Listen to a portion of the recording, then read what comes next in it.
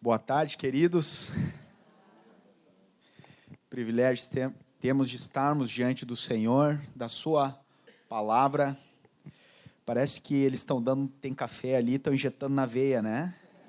Se alguém precisar, é só passar ali. Amados, ontem meditamos sobre o clamor do Espírito na vida de Abacuque. Aviva a tua obra, Senhor, no decorrer dos anos. E vimos que essa obra que o Espírito está fazendo é separando um povo para si, adornando a noiva do Cordeiro. Fomos para Apocalipse vendo quais são essas obras que o Espírito está fazendo na igreja. Vimos que essas 7 cartas, as 7 igrejas, representa a palavra que o Senhor quer trazer para a igreja em todos os tempos. Falamos sobre a igreja de Éfeso, que tinha perdido o primeiro amor. Lá em Gênesis 22, está a primeira vez que aparece a palavra amor na Bíblia. E uma das formas de interpretação é quando tu vê a primeira palavra, o que ela, qual o ensino que ela traz, ela vai se interpretando no mesmo sentido por todas as Escrituras. E a primeira vez que aparece a palavra amor na Bíblia é quando Deus fala com Abraão, dizendo assim: Abraão, pega o teu filho, teu único filho, a quem amas, e sacrifica-o. Primeira vez que aparece a palavra amor na Bíblia, está linkado a sacrifício. Depois lá, em 1 João, nós vemos o quê? Nisto consiste o amor, não em que nós tenhamos amado a Deus, mas que Ele nos amou primeiro. E entregou o seu Filho como propiciação pelos nossos pecados. Vimos sobre a igreja de Sardes, o que são as verdadeiras riquezas, quando o Senhor dá testemunho: eu conheço a tua pobreza, mas tu és rica. Meditamos sobre a verdadeira riqueza espiritual, as coisas eternas que Deus tem nos chamado a viver. E hoje nós queremos mergulhar e meditar mais em alguns aspectos muito interessantes. E nós podemos abrir a palavra de Deus em Apocalipse, capítulo 2, e versículos de 12 a 17. Vamos ler esses 5 versículos aqui, da igreja em Pérgamo.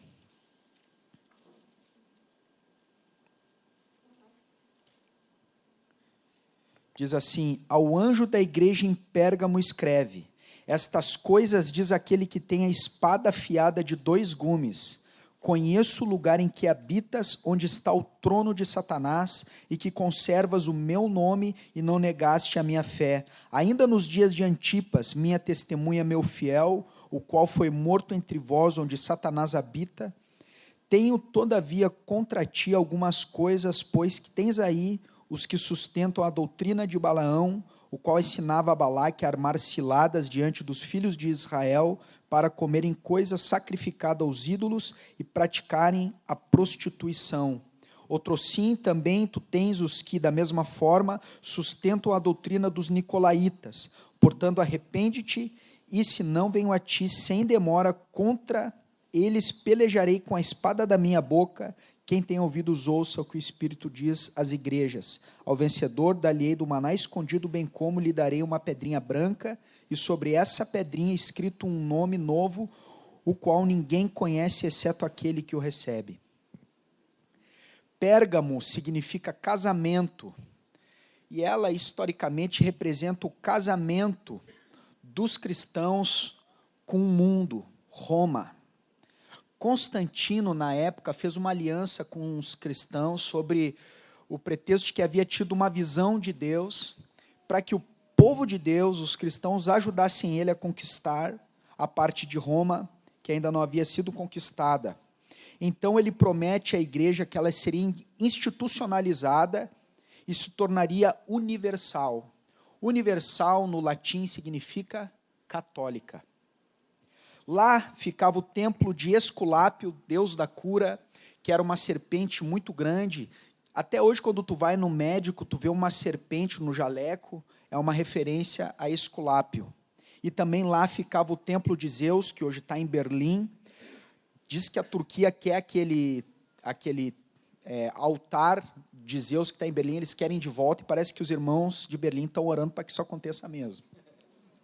O pergaminho começou a ser usado na cidade de Pérgamo, e ela representa a igreja do 4º ao 6º século. E é interessante lá, observa comigo no versículo 12, Jesus se apresenta como aquele que tem a espada afiada de 2 gumes. Isso é uma clara referência à própria palavra do Senhor, lá em Hebreus 4,12 diz assim: porque a palavra de Deus é viva e eficaz e mais cortante do que qualquer espada de 2 gumes, penetra até o ponto de dividir alma e espírito, juntas e medulas, e é apta para discernir os pensamentos e propósitos do coração.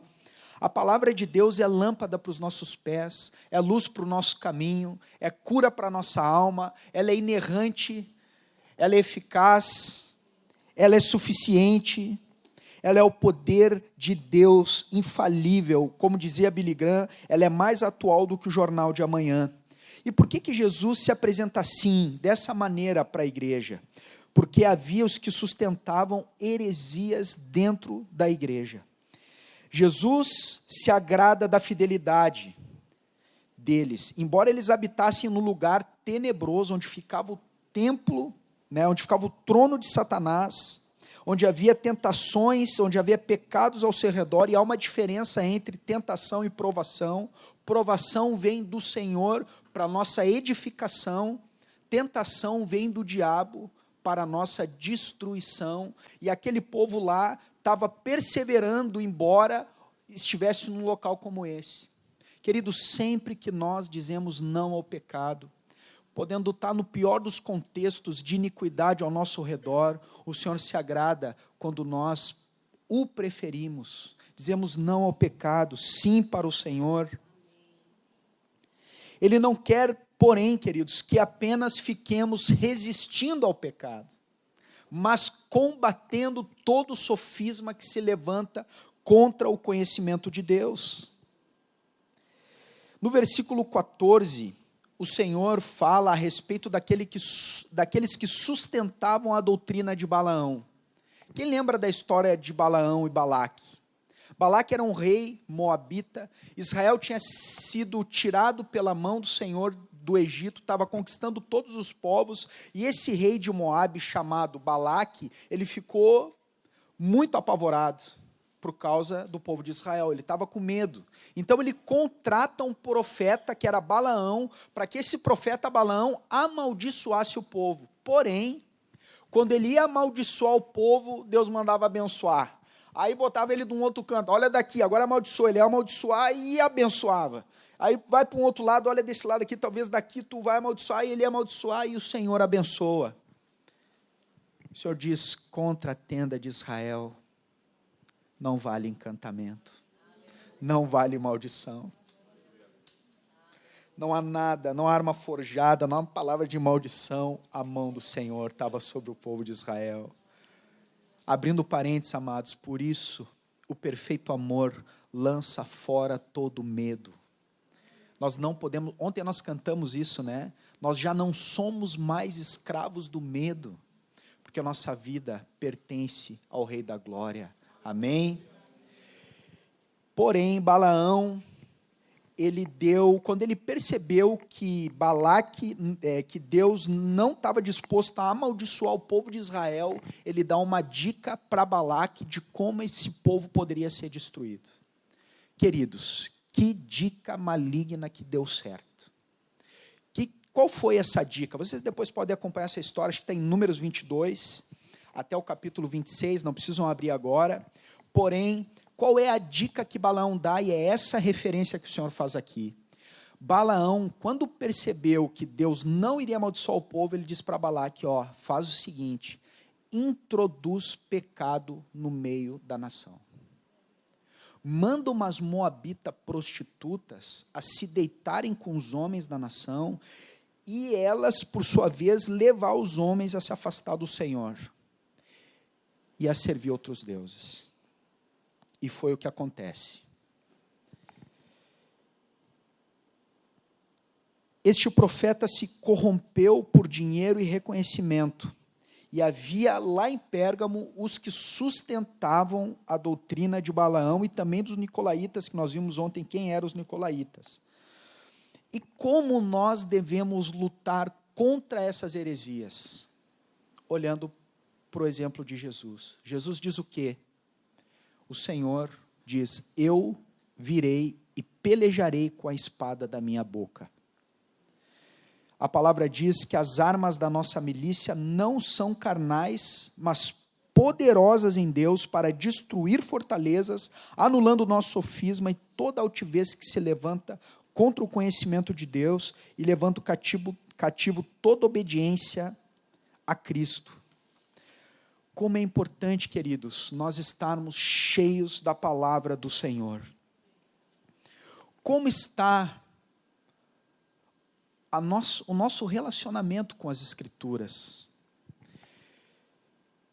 Hoje muitas pessoas têm introduzido mundanismo dentro da igreja, até mesmo para lucrar com isso. Em 2 Pedro diz que Balaão, tendo amado o prêmio da presente época, por isso ele se corrompeu. Porém, o diabo tem usado outras ferramentas para introduzir muito pecado no meio do povo de Deus. Quem já viu ou já ouviu O Dilema das Redes? É uma série que tem na Netflix. Alguém já viu? Eu e a minha esposa vimos, uma das poucas séries que vimos, e eu fiquei assustado com o que aquele pessoal diz. Chega um ponto que o cara, e não é um documentário cristão, ele diz assim, meu conselho, saiam de tudo agora. E eles dizem assim, o nosso objetivo é mudar as pessoas um pouquinho cada dia. Todos aqueles pensadores por trás daqueles algoritmos, primeiro que eles dizem que eles não deixam os filhos entrarem. E que muitas daquelas coisas têm gatilhos para manter a mente aprisionada. Por exemplo, a timeline, ela imita aqueles jogos de azar, porque cada vez que aquilo vai para baixo, libera uma química no teu cérebro. E através disso, o diabo tem introduzido uma série de pecados no meio do povo de Deus. Queridos, os nossos olhos são as janelas da alma. O que tem entrado pela janela?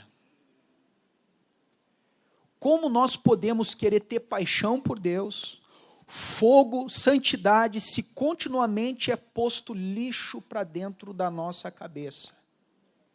O diabo visa, queridos, roubar, não aquele posicionamento, mas ele quer esfriar o teu amor e a tua fé, a fim de que os teus pensamentos fiquem só no âmbito terreno. E eu tive uma situação muito dramática, onde o Senhor ministrou comigo. Eu tive Covid em 2020, fiquei muito mal.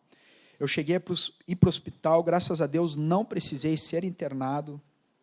Desmaiei, foi uma cena muito horrível. Fui para o hospital, cheguei lá no hospital, mal, a minha esposa não podia ficar comigo. Botei 3 banquinhos, fiquei atirado lá. Aí uma hora eu me levantei, estava na fila esperando para ser atendido, me levantei, fui para o banheiro. No que eu fui para o banheiro, me chamaram. E aí eu voltei, deitei, fiquei mais de 1 hora deitado, daqui a pouco eu não aguentava mais, fui lá, moça, ninguém me chamou aí por acaso? Sim, te chamaram, mas como tu não estava aqui, disse, não, mas então, por favor, aí fui lá, aí eles fizeram um raio-x dos meus pulmões, e aí eu tinha que fazer esse exame, né, tirar o raio-x, e botar soro na veia, porque eu não estava conseguindo comer. Quando eu fui lá tirar o raio-x, me chamaram para botar o soro na veia. Então, eu fui lá, tirei o raio-x, quando eu voltei, fiquei sentado esperando, quando eu não aguentava mais, levantei, moça, será que não me chamaram? Te chamaram. Mas é como tu não estava, eu disse, então tá, meu querido, então, por favor, tem misericórdia. E aí foram lá, me botaram sentadinho lá numa salinha, aí botaram soro, daí começou aquelas gotinhas naquele saquinho. Eu estava mal ali, daqui a pouco passou 1 hora, passou 1h30, eu olhei aquele saquinho, fiz um cálculo rápido, eu digo, nossa, eu vou ficar aqui 2 semanas com esse saquinho. Aí eu mandei chamar a moça, o que aconteceu com esse saquinho? Desculpa, eu abri errado, tem que abrir aqui. E ali, pensa no alinhamento dos planetas das coisas erradas. Rapaz, e ali, naquele momento, Deus falou comigo. tu não tem me buscado como a primeira solução. Eu estou com saudade de estar contigo. Nisso eu puxei meu celular ele mostra um gráfico de quanto tempo tu fica no celular. Meu irmão, quando eu olhei aquilo, eu já vi o que o Espírito queria falar comigo. E aquele gráfico mostrou para mim uma grande vergonha, que eu estava passando mais tempo no celular, muitas vezes com coisas lícitas, mas aquilo que era lícito estava me tirando da essência. E aí eu disse, aí eu já vi. E aí, rapaz, eu levantei daquele hospital já renovado, cheguei em casa, comi 3 pratos de polenta com guisado, né? Já estava bom, frango, né? Isso aí. E, amados, eu fui para o quarto, vou orar. Orei, eu vou cronometrar meu tempo de oração. Orei, 20 minutos, 30 minutos, digo, nossa, rapaz. Percebi que a minha alma estava muito agitada para ouvir a voz do Espírito. E muitas dessas agitações e ruídos da alma que me levavam a não conseguir parar para ter um tempo de qualidade, de sentar e simplesmente estar com Deus. Tinha virado uma tarefa muito mais que uma paixão de ter Deus como aquilo que é mais importante, tesouro maior da minha vida, de sentar e ficar lá, Pai, obrigado por estar aqui. Meu dia é isso, meu coração está assim, eu quero isso, me conduz nisso, te sujeito àquilo outro, de ter comunhão com o Senhor. E é interessante, amados, porque nós podemos estar sendo, de alguma maneira, influenciado por essa estratégia maligna, de querer aprisionar a tua mente. Hoje tem muitas pessoas viciadas em pornografia, 3 de a cada 10 homens sofrem disso, 2 de a cada 10 mulheres. Gente que é viciada em jogos, mídias sociais, séries. Cuida, meus amados. Cuide para que isso não te roube da presença do Senhor, de maneira que tu fique gastando o teu tempo, que é recurso, que é vida, com aquilo que não é nada, não tem nenhum valor eterno. Amém? No versículo 17, o Senhor diz uma coisa para os fiéis, que eles receberão maná. Maná é provisão. O Senhor está dizendo, eu vou ser a tua provisão. E fala sobre a pedrinha branca. Nos julgamentos da antiguidade tinha a pedrinha branca e uma preta, era o martelinho dos juízes hoje. Quando alguém era condenado, era trazido uma pedra preta, quando alguém era absolvido, era trazido uma pedrinha branca, e o Senhor está dizendo que Ele vai dar a pedrinha branca, que é uma declaração de salvação. Vamos ler esses 9 versículos aqui agora, de Apocalipse 2, 18 a 29. Ao anjo da igreja em Tiatira escreve, estas coisas diz o Filho de Deus, que tem os olhos como chama de fogo, e os pés semelhantes ao bronze polido. Conheço as tuas obras, o teu amor, a tua fé, o teu serviço, a tua perseverança e as tuas últimas obras, mais numerosa do que as primeiras. Tenho, porém, contra ti o tolerares que essa mulher Jezabel, que a si mesmo se declara profetiza, não somente ensine, mas ainda seduza os meus servos a praticarem a prostituição e a comerem coisa sacrificada aos ídolos. Dê-lhe tempo para que se arrependesse, ela todavia não quer arrepender-se da sua prostituição. Eis que a prostro de cama, bem como em grande tribulação os que com ela adulteram, caso não se arrependam das obras que ela incita. Matarei os seus filhos e todas as igrejas conhecerão que eu sou aquele que sonda mentes e corações, e vos darei cada um segundo as vossas obras. Digo todavia a vós outros, os demais de Tiatira, a tantos quantos não têm essa doutrina e que não conheceram, como eles dizem, as coisas profundas de Satanás, outra carga não jogarei sobre vós. Tão somente conservai o que tendes até que eu venha. Ao vencedor que guardar até o fim as minhas obras, eu lhe darei autoridade sobre as nações, e com cetro de ferro as regerá e as reduzirá a pedaços, como se fossem objetos de barro. Assim como também eu recebi de meu Pai, dar-lhe-ei ainda a estrela da manhã. Quem tem ouvidos, ouça o que o Espírito diz às igrejas. Tiatira fala da pré-reforma. Ela significa, a palavra Tiatira, sacrifício. Lídia, a primeira convertida de Paulo, lá em Atos, ela era natural de Tiatira, vendedora de púrpura, Atos 16, 14. Ela representa a igreja pré-reformadora. Existiam muitos irmãos dessa época da pré-reforma, católicos, que eram uma bênção. O exemplo deles foi Wycliffe. Essa turma, eles começaram a ler as escrituras e a colocar os olhos na estrutura que estava ao seu redor e viram que a estrutura estava totalmente fora daquilo que Deus estava trazendo. Amados, até muito interessante como que o Senhor faz conosco. Há décadas atrás, antes da renovação carismática, havia uma estrutura muito rígida e não tinha espaço para o Espírito Santo. E hoje nós pegamos caminhos que estão asfaltados, bem sinalizados, mas teve irmãos que pegaram um facão lá atrás e saíram cortando esse mato, pagando um alto preço. 2 dos nossos pastores mais antigos que partiram para a glória alguns anos atrás, alguns conhecem, um deles era o vô Moisés, eles foram batizados no Espírito Santo, dentro de uma estrutura que era tradicional, e eles foram convidados a se retirar. E um olhou para o outro e disse assim: eu tenho um pão, irmão, se eu tiver um pão, eu vou dar no meio contigo, mas vamos ser fiéis ao Senhor.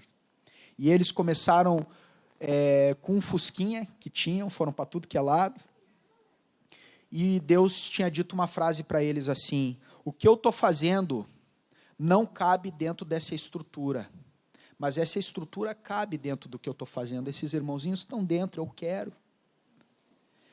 E é interessante, queridos, porque esses irmãos começaram a ler as escrituras, né, e começaram a romper com tudo isso. Quem é que lembra da história de John Huss? John Huss foi um irmão que ele foi queimado vivo na fogueira, porque ele começou, antes da reforma, Deus já começou a usar alguns irmãos para romper com aquela estrutura. E Huss, na língua dele, significava ganso. E quando ele estava morrendo, queimado vivo, começou a louvar o Senhor, e ele profetizou e disse assim: hoje vocês estão queimando um ganso, mas daqui a 100 anos, Deus vai levantar um cisne, e vocês não vão poder queimá-lo. Por esse tempo, vem Lutero. Tem Tyndale, outro irmão martirizado, por traduzir a Bíblia ao povo, para que nós pudéssemos ter acesso às Escrituras, perdeu sua vida. Amados irmãos que pagaram alto preço para que pudesse vir vinho novo em odres novos. Versículo 18, Jesus se apresenta como aquele que tem olhos como chama de fogo. Isso significa que o Senhor vê todas as coisas, amados. Ele vê tudo. Em todo lugar que estamos, Ele vê. Queridos, o Pai está na glória, no centro do universo. Jesus está à destra da majestade. Ele foi exaltado. E quem opera na terra é o Espírito Santo, que está conosco em todo o tempo. Quando você está dirigindo, o Espírito Santo está do seu lado. Você tem dado valor à presença do Espírito Santo? Tem cativado essa amizade? O Espírito Santo é o Paráclitos, aquele que se coloca ao lado. Como é importante, amados, nós aprendermos e crescermos a sermos guiados pelo Espírito Santo. Já pensou se entra alguém muito importante por aquela porta? Pensa lá, o príncipe Charles. Nem é mais, né, príncipe, agora é rei, né? O rei Charles. Entra lá para aquela porta. Já pensou se ele entra e ninguém dá bola para ele, né? Todo mundo fica conversando aqui e tal. Bom, ele vai embora, tu acha que ele vai ficar lá com sentimento de rejeição? Puxa, não me deram bola, aquele pessoal lá de Recife, aquele maluco de Porto Alegre lá, nem me deram. Não, queridos, ele vai pensar assim: puxa vida, perderam a oportunidade que tiveram. O Espírito Santo é a presença mais valiosa do universo. Como nós podemos ofendê-lo sendo indiferentes? Cativem, amados, o Espírito Santo. A questão não é se nós temos o Espírito Santo, mas é se o Espírito Santo nos tem. Ele te tem. pé semelhante ao bronze polido, retidão no andar. E por que Jesus se apresenta assim? Porque essa igreja estava se corrompendo com problemas de imoralidade. Versículo 19, o Senhor elogia a prática das boas obras, amor, fé, serviço. As últimas obras, mais numerosas do que as primeiras, diferente de Éfeso, que as últimas obras eram piores que as primeiras, e o Senhor queria que Éfeso voltasse às primeiras obras. Mas, queridos, tem uma coisa aqui muito interessante. Em Éfeso, havia doutrina, havia palavra, havia firmeza nas escrituras, mas não havia amor. Aqui há amor, mas não há doutrina. Assim como uma igreja firme na palavra, sem amor, não agrada a Deus, uma igreja que ama e não é firme nas escrituras, na palavra, também não lhe agrada. Nós não podemos divorciar o que Deus uniu. Caráter e carisma, fé e conduta. Não podemos baixar o precioso padrão de santidade que o Senhor nos confiou. Nós não somos salvos porque somos santos. Nós somos santos porque somos salvos. A salvação foi um meio para restaurar o propósito de sermos santos, que anterior à queda, em Efésios 1, de 4 a 5, diz que Ele nos escolheu antes da fundação do mundo, para que nós fôssemos santos. Santos, amado, é consagrado a Deus. Santo, o homem que é santo, não é que ele é perfeito, mas é querer ser perfeito, querer ser como Jesus. O alvo do homem santo não é o céu, tem algo maior que o céu. O que pode ser maior que o céu? Jesus, amados, Jesus é maior que o céu. Nossa paixão é Cristo Jesus. O céu só é céu porque Jesus está lá. Ser santo é não roubar, não difamar, é não fazer sexo antes do casamento ou fora do casamento, é não roubar uma folha do trabalho. Ah, mas uma folhinha não dá nada.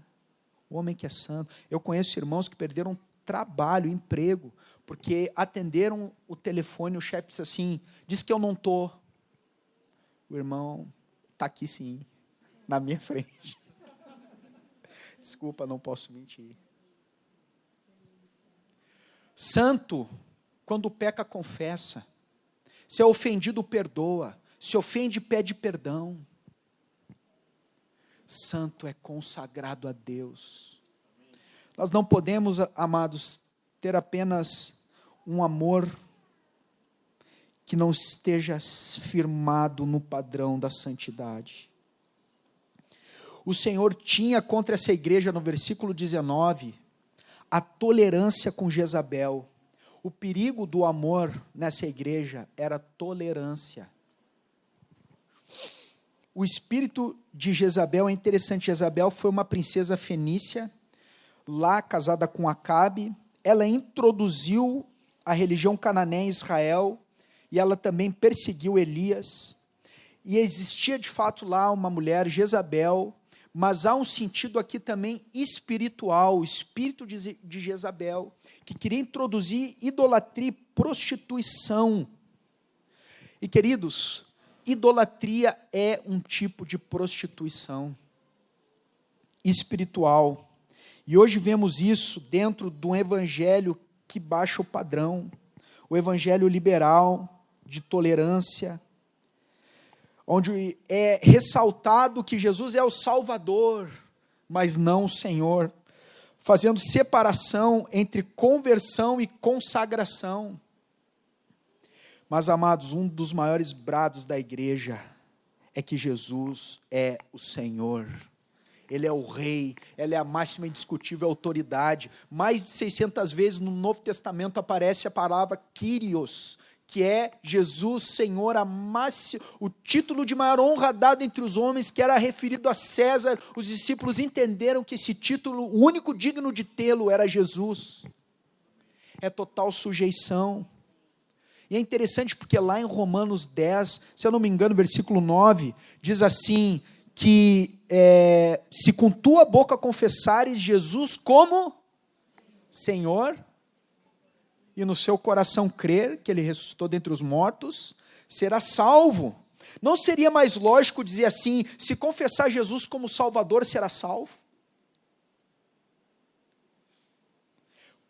Por quê, queridos? Se Jesus não é o nosso rei de fato, não há salvação. Nós não fomos criados para andar fora desse senhorio. Amém?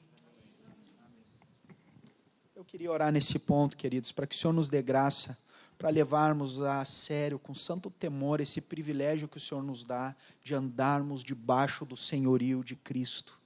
Senhor, obrigado, porque Tu usou tantos homens em nossas vidas, para nos trazer esse evangelho cristalino, que atravessou fronteiras e gerações, e Tu está confiando aos Teus filhos hoje, aos Teus servos, filhos e filhas, para que eles sejam fiéis a Ti, Senhor, vivendo e proclamando esse evangelho da salvação, do senhorio de Jesus.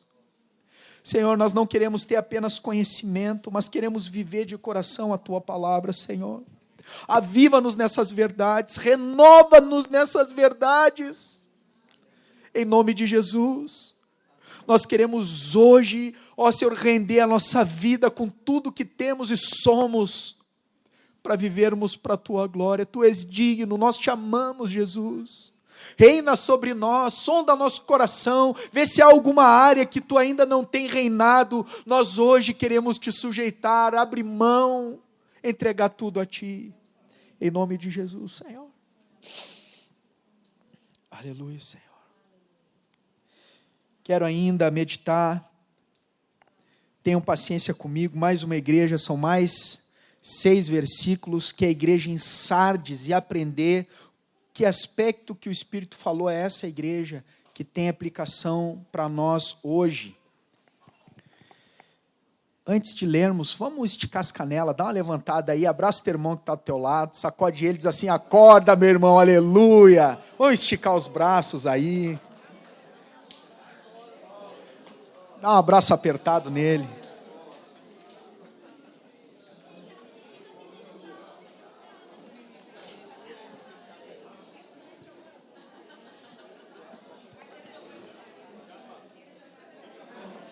Está aqui, ó. Agora que eu vi. Não tem problema.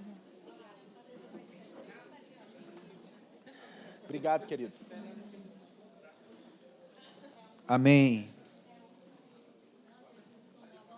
Algum irmão ou irmã gostaria de ler esse texto aqui? Se tiver boa voz, pode ler do seu lugar. É Apocalipse 3, de 1 a 6. Ou pode ser no microfone. Alguém me ajuda na leitura aqui? Pode ler, Douglas? Pode ser. Quer ler no microfone ou sem? Ao anjo da igreja em Sardes, escreve: estas coisas diz aquele que tem os 7 Espíritos de Deus e as 7 estrelas. Conheço as tuas obras, que tens nome de quem vives e está morto. Sê vigilante e consolida o resto que estava para morrer, porque não tenho achado íntegras as tuas obras na presença do meu Deus. Lembra-te, pois, do que tens recebido e ouvido, guarda-o e arrepende-te, porquanto se não vigiares, vireis como ladrão e não conhecerás, de modo algum, em que hora virei contra ti. Tens, contudo, em Sardes, umas poucas pessoas que não contaminaram as suas vestiduras e andarão de branco junto comigo, pois são dignas. Ao vencedor será assim vestido de vestiduras brancas, e de modo nenhum apagarei seu nome do livro da vida. Pelo contrário, confessarei o seu nome diante do meu Pai e diante dos seus anjos. Quem tem ouvidos, ouça o que o Espírito diz às igrejas. Amém. Igreja em Sardes representa o protestantismo. A primeira moeda cunhada no mundo foi em Sardes. A etimologia dela é incerta. era a capital de Lídia, um dos maiores impérios e mais ricos do mundo antigo. No protestantismo também Deus levantou preciosos irmãos como Lutero, John Knox. John Knox orava ao Senhor dizendo assim: Senhor, me dá a Escócia, senão morrerei. E a rainha da Escócia dizia que ela tinha mais medo das orações de John Knox do que todos os exércitos da Inglaterra. Isso está registrado.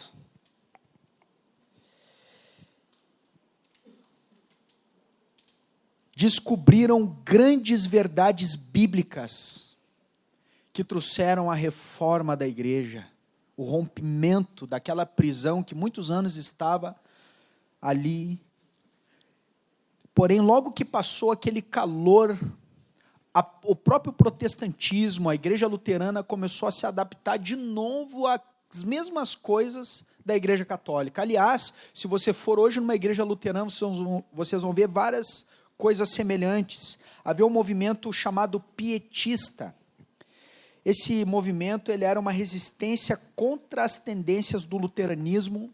Também tem um irmão que eu queria fazer uma menção, que é o Dietrich Bonhoeffer, que ele escreveu o livro O Discipulado. Ele foi martirizado pelo nazismo, e ele naquela época percebeu que aquele partido nacional socialista que estava se levantando na Alemanha, e muitos irmãos não estavam se dando conta da encrenca que era, ele já percebeu, e ele se posicionou pelo reino, pela palavra de Deus, e ele foi martirizado. E ele tinha uma frase que ele disse para o pessoal lá do luteranismo, e a frase era assim: hoje nos encontramos ao redor do cadáver da graça barata, e dela extraímos o veneno que matou a nossa igreja.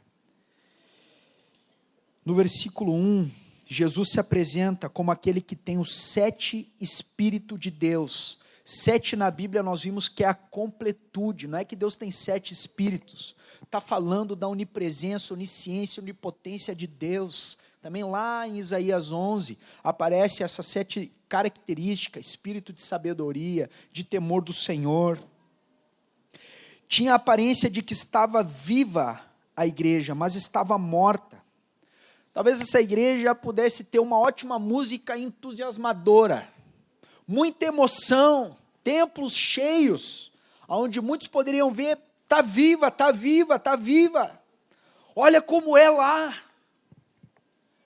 Mas o Senhor disse que ela estava morta. Não somos o que pensamos, nem o que os outros dizem, mas aquilo que Deus sabe. Por isso nós precisamos observar aquilo que o Senhor nos diz, amados. Como é trágico e lamentável viver de aparência, sabendo que Deus vê e sabe de todas as coisas. Essa igreja tinha nome de que estava viva, e o Senhor estava dizendo que era só aparência. Eu tenho uma pergunta que antes de me casar eu fazia para minha mãe, depois que eu me casei eu costumo fazer para minha esposa. Uma vez por ano eu chego para ela: amor, estou mais parecido com Jesus do que o ano passado?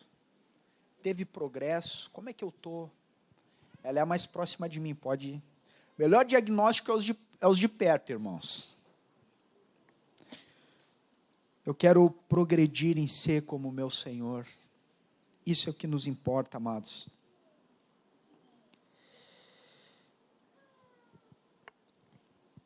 Nós podemos ver o exemplo de Saul. Saul estava preocupado em ser reconhecido, embora já tinha ele sido rejeitado pelo Senhor através do profeta Samuel. Quem lembra da história de Saul? Que triste, lá naquele momento em que ele é rejeitado: não, mas vem comigo e me honra diante do povo. Queria aplausos, reconhecimento. O diabo faz isso, amados, tomem cuidado, ele vai te empurrar para o pecado, depois vai te enclausurar num canto. O que vão pensar de ti se tu confessar esse pecado? E ele quer que tu fique lá, com aquela encrenca, e não venha para a luz, porque aquele que confessa os seus pecados e os deixa, alcança a misericórdia. Aquele que encobre as suas transgressões, jamais prosperará, mas aquele que as confessa e deixa, alcança a misericórdia. Não guarde jamais, amados, Não vivam, não defendam sua reputação, porque Deus conhece o nosso coração e nos chama para a luz carinhosamente, para nos perdoar, porque Ele é rico em perdoar. Lembra de Salmo 133? Podemos ler, não estava aqui nas anotações, mas eu queria ler esses salmos com vocês. 133.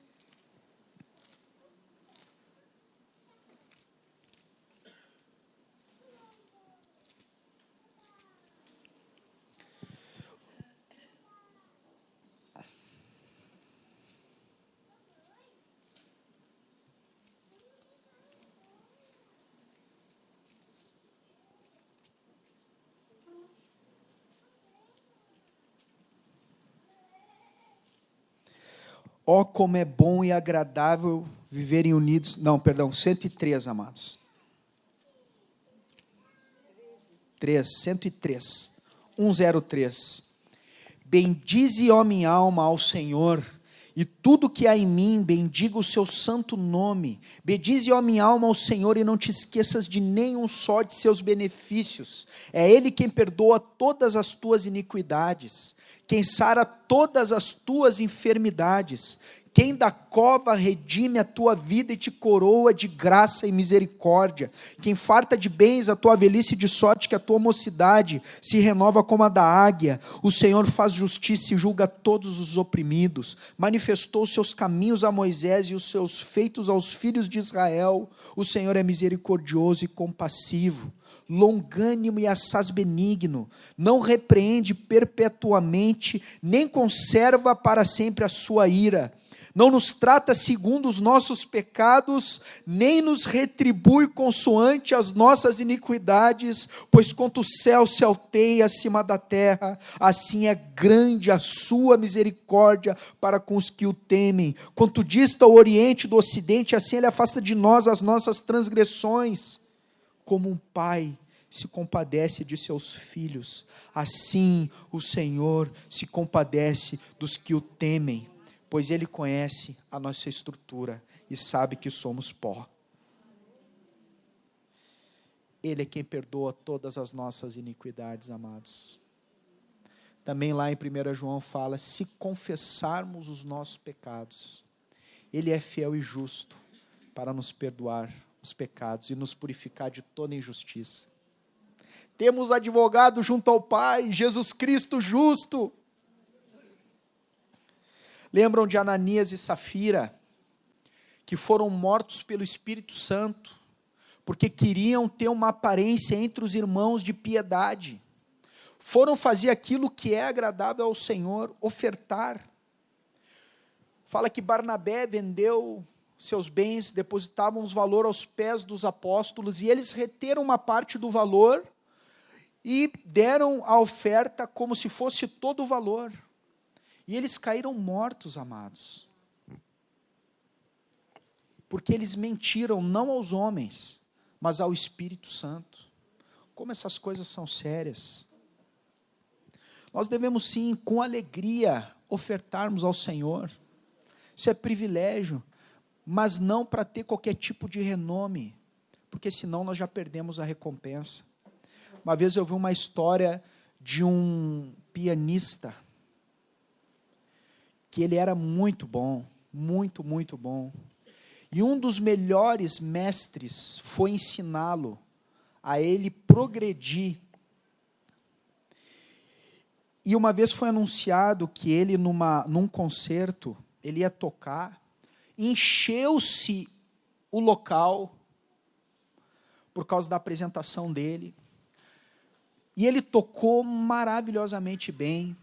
Todos, depois que ele tocou, se colocaram todos de pé e começaram a aplaudi-lo, e ele ficou triste, foi se abaixando, baixou a cabeça, levantou e saiu.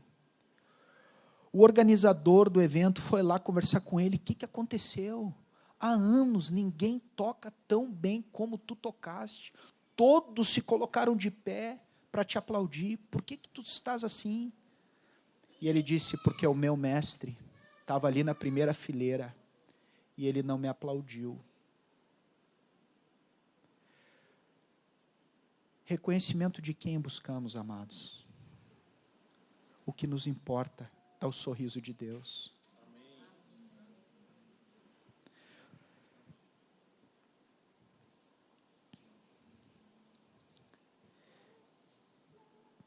Hoje eu fico impressionado como tem se baixado o padrão do evangelho em muitos aspectos. Eu já fui em casamento, amado, aonde vergonhosamente pessoas se vestiam com sensualidade. Depois de uma palavra tremenda, de louvores preciosos, vão para um salão com músicas que não tem nada a ver com Deus, e o povo de Deus bebe, e vai para a pista de dança, muitas vezes caem bêbados lá na pista de dança. Isso é uma vergonha para o evangelho, amados. Essas coisas nunca deveriam nem sequer ter menção no povo de Deus. Alguns que se dão a liberdade para dar ocasião à carne, em coisas que podem até ser lícitas, mas diante daquilo que é lícito, nós temos algumas perguntas que devemos fazer, que a palavra nos orienta. Se convém, se edifica, se me domina, se não escandaliza meu irmão. Uma vez eu chamei um irmão que se vestia de maneira inadequada para um culto dos anciãos, domingo de manhã. Eu falei, querido, não é questão pode ou não pode. Paulo disse que se o meu irmão se escandaliza, eu nunca mais comerei carne.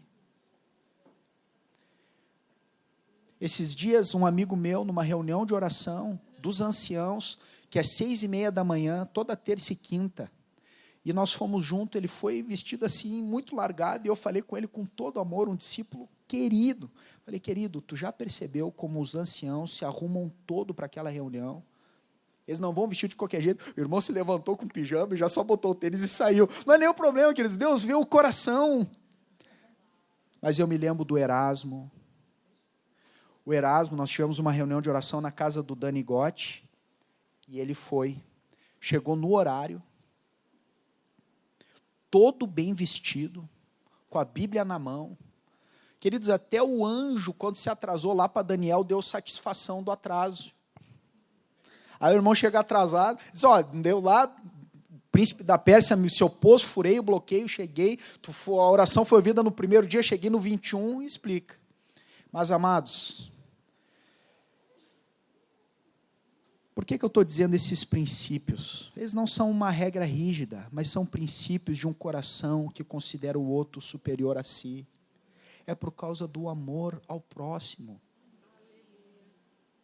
Temos considerado isso, os nossos irmãos, nas coisas que fazemos, como nos vestimos, como andamos, o que ouvimos, o que assistimos. Quando Deus nos chamou, eu e a Paula, para começar a andarmos juntos, nós tomamos uma decisão de nos esforçarmos ao máximo para ter todo o processo do relacionamento, um testemunho que nós pudéssemos abençoar a próxima geração.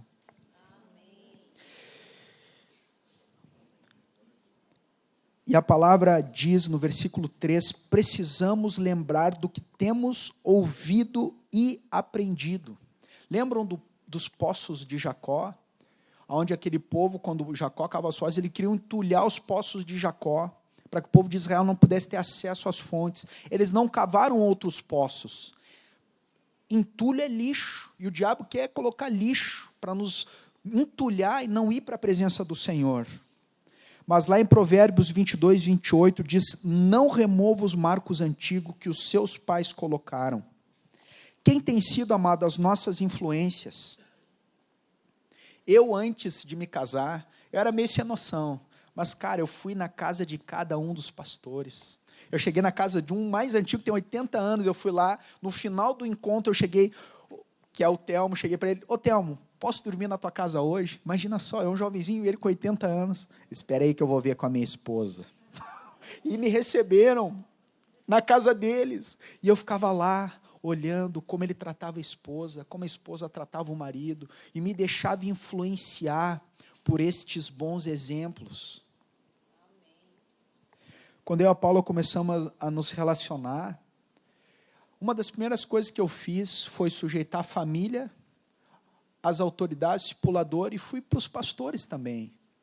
E falei, queridos, e eu faço isso, eu fazia isso e faço, sempre quando eu tenho algumas decisões para tomar, a palavra diz que na multidão de conselheiros há sabedoria. Eu chamava um presbítero e dizia assim, querido, meu planejamento para frente, estou pensando isso, fazer isso, tais opções de trabalho, essas coisas estão no meu coração. Os irmãos têm algum conselho? Me ajudem em oração a discernir a vontade do Senhor. Nós somos membros uns dos outros, amados. Coisa boa poder lançar mão desse recurso a nosso favor. Que triste nós estávamos conversando de irmãos que muitas vezes começam a estreitar na área do relacionamento, já estão andando juntos, já está todo mundo vendo, todo mundo já está ligado no que está acontecendo, os pais não sabem, os pastores não sabem, às vezes chega só para o pastor o convite de casamento, quando chega, isso lá em Porto Alegre, né? Mas, queridos, que bênção que nós pudemos andar debaixo de autoridade, demos toda a liberdade para os irmãos, queridos, puxem as nossas orelhas, eu prefiro entrar que nem um Dumbo no céu, com as orelhas lá, né, minhas orelhas são puxáveis, do que tendo as duas não puxáveis e parar no inferno.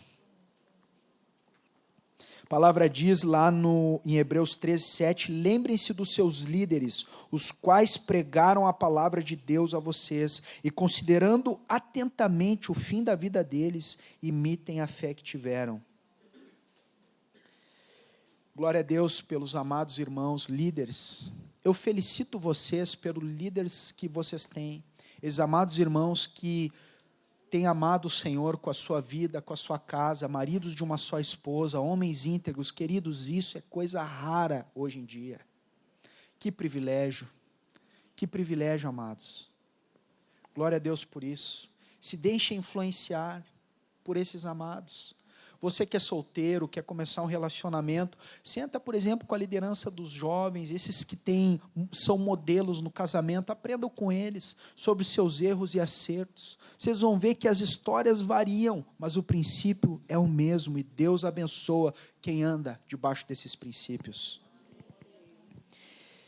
Lá na igreja de Pérgamo havia um remanescente, porque quanto ao Senhor, seus olhos passam por toda a terra, para mostrar-se forte para com aqueles cujo coração é totalmente dele. Quando os olhos do Senhor passarem por toda a terra, que Ele possa parar sobre tua vida e encontrar em ti um coração totalmente dele. Havia uma frase que impactou Moody, que dizia assim: o mundo está para conhecer o que Deus pode fazer através de um homem totalmente entregue a Ele. E ele lutou com todas as suas forças, até seu último suspiro para ser esse homem. Ele foi um evangelista avivalista do século XIX, que levou multidões a Cristo, e foi uma das principais inspirações para Billy Graham. Uma vez houve uma excursão de crianças para a Inglaterra, e foram lá conhecer a casa de John Wesley. E aquelas crianças foram lá, conheceram os aposentos de John Wesley, tudo, né? Aí foram num quarto lá, aí entraram no quarto de John Wesley, e tinha no chão as marcas dos joelhos de John Wesley. Aí as crianças todas subiram no ônibus para ir embora, aí a professora olha para um lado, olha para o outro, dá falta de uma criança. Desceu, foi lá, quando viu, chegou no quarto, estava uma criança com os joelhos sobre as marcas dos joelhos de John Wesley. E aquela criança estava chorando de joelhos, dizendo assim: Deus, faz de novo, faz de novo, faz de novo. E a professora disse assim: vem, Billy Graham, estão todos te esperando lá no ônibus. Que o Senhor coloque um desejo ardente, queridos. Porque a igreja, que o Senhor vai buscar uma igreja gloriosa. Atos foi o início. Há uma porção gloriosa de Deus para os nossos dias. Não vamos viver de nostalgia, mas vamos viver a porção que Deus nos preparou. Queridos, nós temos o privilégio dessa hora. Deus te escolheu para representá-lo nesses dias. de iniquidade, de gigantes ao redor, sob a promessa de que a igreja vai prevalecer. Que privilégio temos, amados. O Senhor nos chama hoje para vivermos esse padrão. Vamos nos oferecer mais uma vez ao Senhor. Aí no lugar que você está, só tu e o Senhor, Deus nos vê. O Espírito Santo está sondando a igreja e nos chamando a elevarmos o padrão. Senhor, uma vez mais, como igreja, nos prostramos diante de Ti, porque nós Te amamos. Ó Senhor, nós Te amamos. Mesmo em nossas fraquezas e lutas, eu Te agradeço porque Tu tens sustentado a nossa fé nesses dias maus.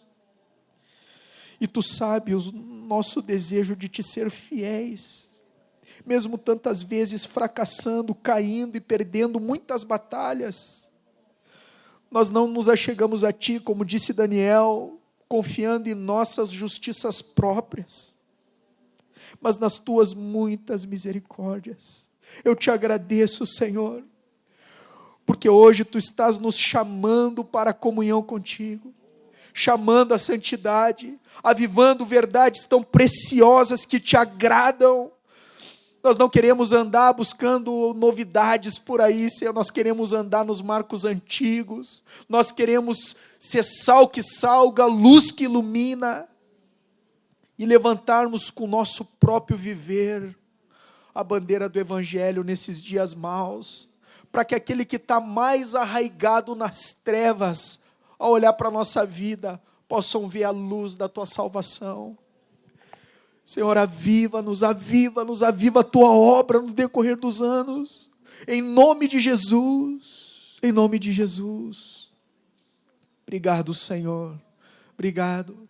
Continua orando, querido, com as Tuas palavras. Oh, Jesus.